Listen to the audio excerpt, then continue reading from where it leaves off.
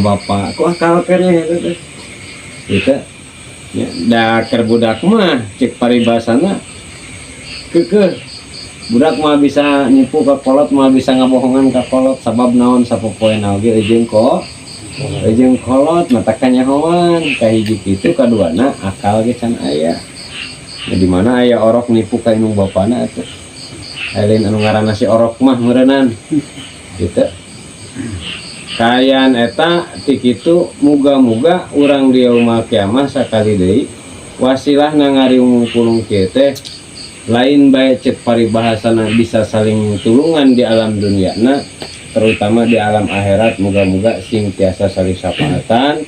oge kalayan kuring syafaat nanti Kangjeng Rasulullah sallallahu alaihi wasallam oge anu saterasna panginten naon bae rupihal anu dipriogikeun ku almarhumah anu tos teu araya pada intina almarhum urang sadayana anu sami hadir di tempat eta teh yakin nikmatna itu kiriman ti jalma-jalma anu harup kene di dunia anu dipika ingat jalma anu geus eueuh bedana eta teh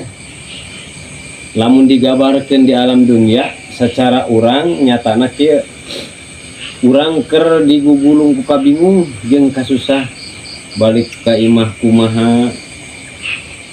ikhtiar da puguh kieu wae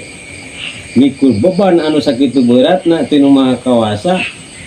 kitanya lamun digambarkan di dunia mah teh jalma beunghar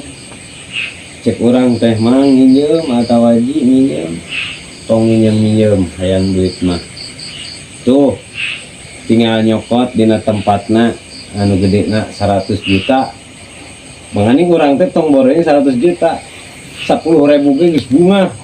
kayak gini dibere badag kitu tah bedana ahli kubur karuhun urang anu keur kaayaan dipaparin kabingungan insyaallah kudaek urang rajin kieu anu diarep-arep ku urang sadayana ima ti ahli kubur maupun ti para pahlawan agama anu ku urang sok diisolan insyaallah eta teh anu dibutuhkeun ku urang teh jazakallahu